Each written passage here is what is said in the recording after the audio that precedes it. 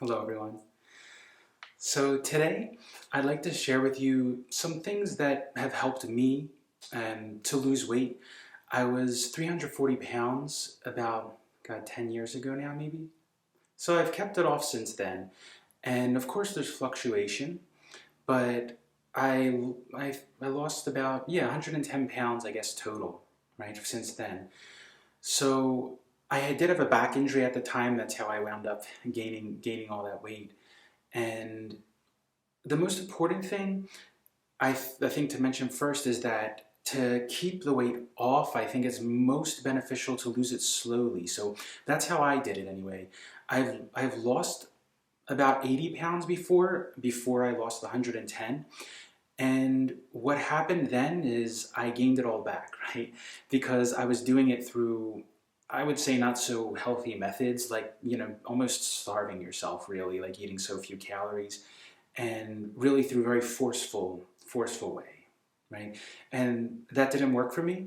I wound up gaining that weight. I lost it fast, gained it fast, right? That's what happened for me. The second time that I did it very slowly. So with 110 pounds, I mean, that could be like one to 2 pounds, like 2 pounds per week, I guess that would be average. And that might sound like a lot, like more than is recommended still, but with that much weight, it was pretty normal. It felt pretty natural for me. Okay, and I did have months where I would lose like 5 pounds, 6 pounds, 7 pounds, and some months where I would lose nothing.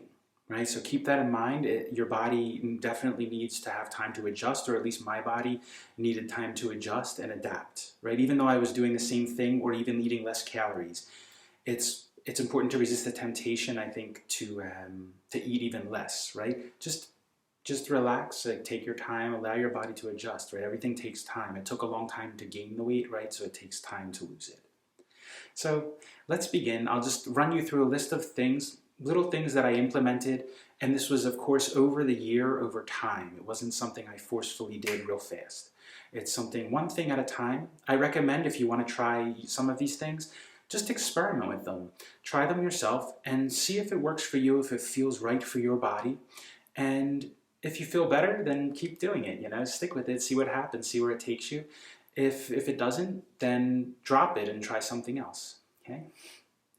All right, most important thing is how your body responds. We're all unique, right? Ayurveda 100% says that we're 100% unique. We can't use there's no such thing as a blanket remedy for anything where we could just say, okay, this works for everybody. Everybody with this do this, everybody with this do that. It doesn't work, right? We're very unique. So, number one, the first thing is pretty obvious, right? No junk food, processed fast food. Keep in mind that anything is unhealthy when it becomes an obsession, right? So, people might be vegan, right? Not eat anything that's harmful to anyone or to anything, or is totally no animal products and all this stuff, but be obsessive about it, critical and judgmental of everyone who does. And to me, that's not a very healthy person, because the mindset is not healthy as well. The mind is not healthy, okay? So keep that in mind. Don't become obsessive about these things. So first thing I did was cut out the junk food, fast food, right? And of course you're going to lose a ton of weight from doing this if you're eating it regularly. And that's what happened for me. I felt better, lost a lot of weight, okay? Do I get stuff every now and then? Absolutely, I do. And if I feel like it, I listen to my body overall. If I want something or I feel like grabbing something, that's fine. But I mean, I'm talking about all the time. I'm talking about every day, okay? I used to eat it very regularly, and I used to eat large amounts of it. That's number one. Number two, second thing I did, that this might be a little tough for some people, it definitely was for me at first, was replace all of your drinks with water, or as I naturally say, is water. Replace all your drinks with water. So it doesn't matter, of course, tea obviously is okay if you're not putting sugar and all this stuff in it, but not iced tea, because that's sweetened, right? Just tea, regular tea is fine, things like that aren't naturally bad for you. They're still natural, of course. But I'm talking about soda, I'm talking about iced tea, things like that. I cut all that out and I just drank water. water. And it was very hard for me at first, of course, because my body's used to all that crystallized sugar and God, so many more calories. But think about how many calories you waste, you know, God, and useless calories, calories that have no nutritional value really, right? That's actually poison, a lot of that stuff. So, a lot of those sodas, it's like strong acid. Even I remember I tried after a while of not drinking them, and it burned my throat so bad I couldn't take more than one sip. It actually hurt that bad. So you'll see it's very acidic. And this is the second thing. Also with drinks, this is just a side note, but Ayurveda always recommends that you don't ice your drinks. I know in US it's totally common for us to, they actually give you ice all the time and everything, and water when you get it at the restaurant, they always give you ice. But it's best to drink your drinks either room temperature or even like warm tea or something, right? Especially with your meals, because the coolness, it just puts out your fire, your stomach fire. Okay, side note. So third thing is I limited my food, my intake, my eating to 2 to 3 hours before I go to bed. So I stopped eating 2 to 3 hours before I went to sleep. First thing I noticed with this, my energy levels in the morning were extraordinarily increased. And see how you feel, you know, if you want to try this, feel welcome, but go by your body, right? Don't take anything as a rule. See how you feel. I felt amazing. I felt so much more energy because my body wasn't, I think it was my body not wasting all that energy trying to process or digest while I'm sleeping. Also, you get a much more restful night's sleep. Maybe not the first couple of nights because you're hungry or not used to that, not used to that feeling. But once you get used to it, it feels really good. You feel really empty in the morning. Stomach feels nice and empty in the morning. You feel light, you know, energetic. And go by how you feel, right? I felt great. So the fourth and fifth things are walking after your meals and exercise. And again, it doesn't matter what type of exercise. You don't have to be like, you know, going to the gym for 3 hours a day or anything like that. I'm talking about you could do yoga, you can like ride a bicycle, you can take walks. Doesn't matter. Go hiking, even like even like going up down the stairs is really good exercise. I used to just do flights of steps, you know, for my exercise. And it doesn't matter what it is, find something that you enjoy though. There's so many different things, right? Yoga, if you enjoy yoga, do yoga. Postures, yoga postures, do those. If you'd prefer to do like some sort of martial art or something like that, or kickboxing, boxing, I did that for a while. That's great for burning calories. What else? So many ways. Weightlifting, if you're into that, calisthenics, just body weight exercises, whatever you're into, right?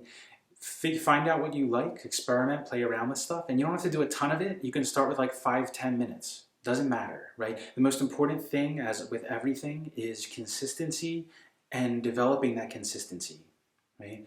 So make sure it's develop the habit first. Doesn't matter how long you do it for. You don't have to exercise for an hour, okay? 10 minutes, 20 minutes is way better than nothing. And I would say even better than 1 hour, three times a week. I think it's better to do 10, 20 minutes a day, every day. You know, of course, taking a break when your body's tired. So these two things are separate because the walk after the meal, it helped me tremendously. And Chinese, I remember I was reading it in Chinese medicine, that's where I found the idea, is that to walk after your meals, it's a very leisurely, slow walk, like around the block. It's not like getting your heart rate up and an exercising walk. It's not your exercise. That's why it's separated. Because you could take an exercise walk where you're getting your heart rate up a little, a longer walk, get out of breath a little. But the walk after your meal is a walk just to help digest your meal. And you'll be surprised if you ever feel like you ate a little too much, you take a very leisurely walk around the block. I felt, and you may feel, that your food has digested somewhat, right, on that walk where you feel, I don't feel like I ate too much anymore. So experiment with that. I didn't do it after every meal. I did it like when I felt, usually at night, which is great because your digestive fire isn't as strong as it is in the afternoon for lunch, right? So dinner, you're going to be going to bed in a few hours, so it's better to do it after dinner if possible. A leisurely walk, right? You can use it as an excuse to walk the dog. The sixth thing is when you're eating, only eat. So I used to have a bad habit of watching TV while I eat, and this tends to make you, or I tended to, overeat because of this, which is the seventh thing, is overeating. Only eat until you're no longer hungry. Right? These two things kind of go together. Don't distract yourself while you're eating. Feel what you're feeling. Feel your stomach. Really be aware. Am I no longer hungry? Right? Not full. Let go of that idea. Right? I used to think I have to be full after every meal. Right? Where I feel like my stomach is full. And that's overeating. And that became a consistent habit for me. Right? Because of how I was taught, that was encouraged in my upbringing to some extent. A habit I took on myself and developed. And even now I have to be aware of that because it's a very strong, deeply ingrained habit from my childhood to that it's good to eat a lot, right? It's good to overeat. And we didn't call it overeating, we say eating well, right? Which is so funny, I mix that up. But so eating well, overeating, eating more than you need, right? More than your body needs, because there's a point, right? There's a fine balance that I noticed in myself where your body either loses energy because you've eaten too much, right? If you eat just the right amount, your body digests the food and gains energy. So there's an overall gain of energy after you eat and digest that food. If you overeat, then what happens is, or when I overate, what I noticed is that my energy levels would drop actually. So you get tired after you eat. If you've ever had that feeling, that your energy actually goes down because you've eaten too much and your body can't handle that. The next two things are eat slowly, right? Taste your food, and chew your food until it's liquid, right?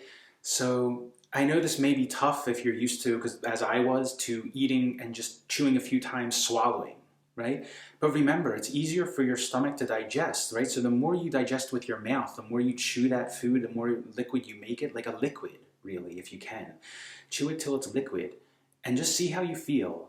I'll bet that your stomach digests it much easier. I bet you'll feel better, and it won't linger afterwards, right? You won't feel full or feel like your stomach's trying to digest something. It'll be easy. So experiment with that and try. Eating slowly, like chewing slowly, tasting your food, right? This also stops us from overeating because if you're eating for taste, you're actually slowing down tasting the food, enjoying your food, okay? Instead of trying to eat more to taste it. So slow down, chew your food till it's liquid so it's easy for your stomach to digest. And remember, it's okay to be a little hungry, right? There's always something. You can always grab something, okay? Nuts, whatever. You can always grab something. It's okay to be hungry. It's okay to be a little hungry, okay? If you feel like a little hungry, actually you feel more energetic. I notice I feel more energetic when I feel a little hungry. And the last two things go together. They're meditation, which helped me tremendously with this. It was one of the later things I implemented, mind you. And listen to your body, right? So try not to go by what you think you need. I know there's a huge, in Western nutrition, or whatever you want to call it, the dietary recommendations, they go by numbers, right? So amounts of things you're supposed to have in your body, as if, as if we're like, as if we're like, there's these certain amounts that everyone has to have the same thing, and you eat this much and you'll be healthy, right? But there's so many more factors, right? Like your mind, your mental state, your energy, your thoughts, your feelings, your emotions, so much. So you can never say, in my opinion, you can never say like it's just this much of this much of that, right? We're not numbers, we're not chemicals, we're living beings, with all these other factors. So this is what's beautiful about Ayurveda. It takes all of this stuff into account. And so what you want to do is listen to your body. This is what I do, is what I recommend. Look at something. Don't say like, I don't eat this, I don't eat that, blah, blah, blah. Like look at something and feel in your body. Does your body want that really? Not your tongue, right? Not your tongue. Does your body want that, right? Does your body feel like it'll feel rejuvenated and fresh when it eats that? Or does it feel like it'll feel like dull and lethargic? You can tell that by looking at a food. Try it, experiment, and see how you feel when you look at food. What do you really want? What does your body really want? Not you, right? What does your body really want? And then get that, okay? And go by that. See how you feel. Start experimenting with that a little bit. Your feelings. Trust your feelings, The second part of this is be aware of, are you eating because you're hungry, or are you eating because of emotions, right? There's two ways that I've seen this happen in myself, is either I get pleasure from it, so I'm seeking pleasure. And the other end of this, which is just the flip side of the coin, is that I'm eating to avoid feelings that I'm having, right? So anger, irritation, sadness, or any of these emotions, depression that happens with, that you eat because when you eat, what I noticed in myself is that I'll eat a lot of food, and then the energy gets dulled, right? Like the feelings get dulled a little bit because our energy goes all down to our stomach. So you don't feel that as much. There's that energy up higher. It goes down to your stomach and you feel more dull, lethargic, right? But you don't have to deal with those emotions much, okay? Also the mind. Does your mind think you have to eat? Like I used to do this with protein a lot. I used to think like, oh, I need this much protein because of the numbers that everyone pushes, right? The protein companies, right? The powder companies, right? They want you to take like more protein than you can digest because they sell more product, right? Trust your body, trust your feelings. And as I said earlier, the meditation, which helps with this because it increases your awareness, your mindfulness, right? That goes along with eating slowly, mindfully, listening to your body. All of this goes together, okay? And a meditation, one of the main benefits, I'd say, besides awareness, because that is the main benefit, I think, mindfulness in doing all of this stuff, in chewing, eating, awareness, what you're feeling, right? What your body wants, listening to your body. This is all part of meditation, all part of the benefits of meditation. But one of the main things, just because it's more scientifically proven, if that helps you, is cortisol levels, right? So when we're stressed out and anxious, our cortisol levels rise, and cortisol makes us retain fat, right? It's a stress hormone. So our body maybe gets like paranoid and thinks like, oh, something's happening. I need to conserve fat. So energy, essentially. And with meditation, like the more calm we can keep our nervous system, the more relaxed, the less cortisol is going to be released. When it's not necessary, of course, it has a purpose, right? That's why it's there. But meditation helps relax our mind, calm our nervous system, and therefore, the body's relaxed, right? So it's in a relaxed state. It's not in an anxious, retaining state, afraid on some level. It's relaxed and calm and releasing. Okay? That help, and the meditation also helps with the emotions, processing the emotions. So we can be aware if you're eating, right? If you're eating emotionally, like we just talked about, like I just told you I've done, then if you can be aware of that, learn how to process those emotions in a more healthy way, and be aware of them. Be aware of what you're feeling, and then just feel it. That's okay. We don't have to do something to try to get rid of it, and that's what meditation helps with. So I hope this has been helpful to you in some way. These are all things that have helped me. And if you have any questions, let me know. I'm not a dietitian or anything, so I can't answer any specific Western medicine things. But I am an Ayurvedic practitioner, so if you have any questions about Ayurveda or anything like that, feel free to ask me. And if you can leave in the comments if you have any. And as always, thanks for joining me, and let me know if this has been helpful for you. Okay? See you next time. Bye.